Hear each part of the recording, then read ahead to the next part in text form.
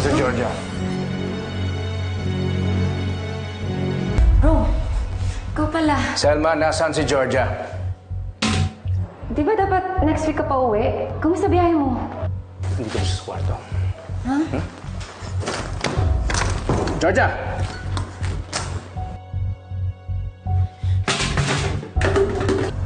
Ano yun? Alin? Kanino to? Selma, kanino to? Kay Georgia ba ang isa rito? Buntis si Georgia. Ba't mo siya hinayaang uminom?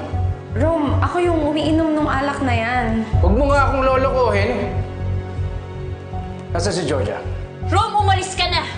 Hindi mo ko pwede makita! Georgia! Halika. Georgia, buksan mo to. Georgia, buksan mo to. Mag-usap tayo. Ayoko! Umalis ka na! Saan yung susi? Hindi ko alam. George! Rom, umalis ka na. Umalis ka na muna. Georgia, halika mag-usap tayo. Hindi ako aalis dito hanggang di tayo nagkakausap. Georgia! Georgia! Buksan mo to, Georgia! Ano ba? Georgia! Nakukulit mo! Ano ba nangyayari sa'yo? Halika, labas ka na nga dyan. Mag-usap tayo.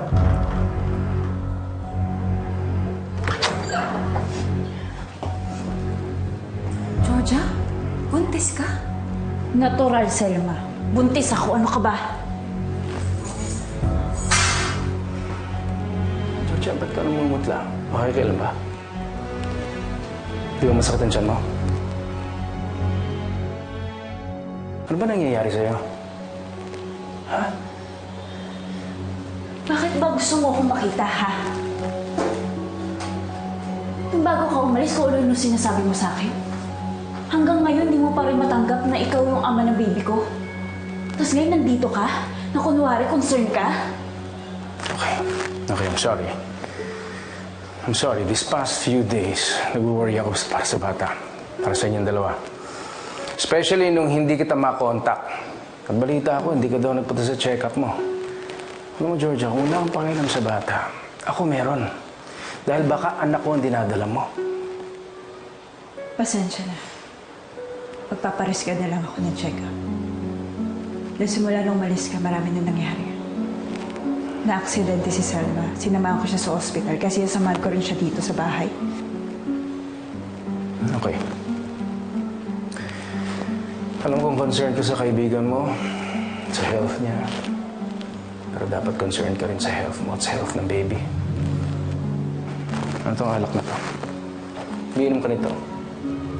Alam mo naman buntis ka, bawal sa'yo ito. Masama ang loob ko. At kasalanan mo yun. Dahil hanggang ngayon, iniisip mo pa rin iba yung ama ng anak ko. I'm sorry. Don't do that again. Isasamtabin ko muna itong nararamdaman ko until mga anak ka.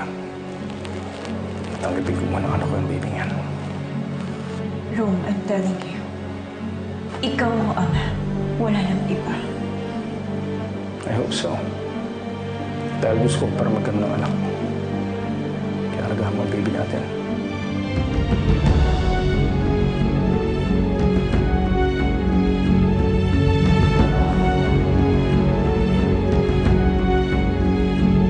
Rome, thank you na pinayagan mo kong magstay pa dito. Wala kasing kasama si Selma dito sa bahay.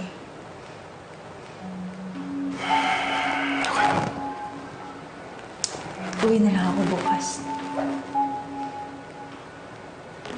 Sundan kita.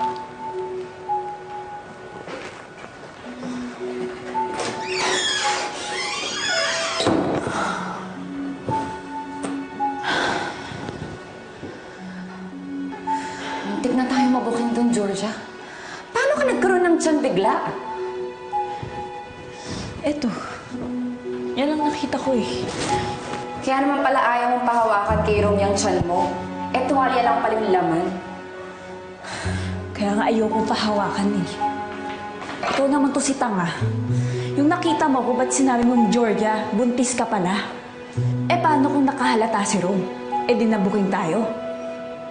Paano ba naman? nabigla ako na biglang nagkaroon ng laman yung tiyan mo.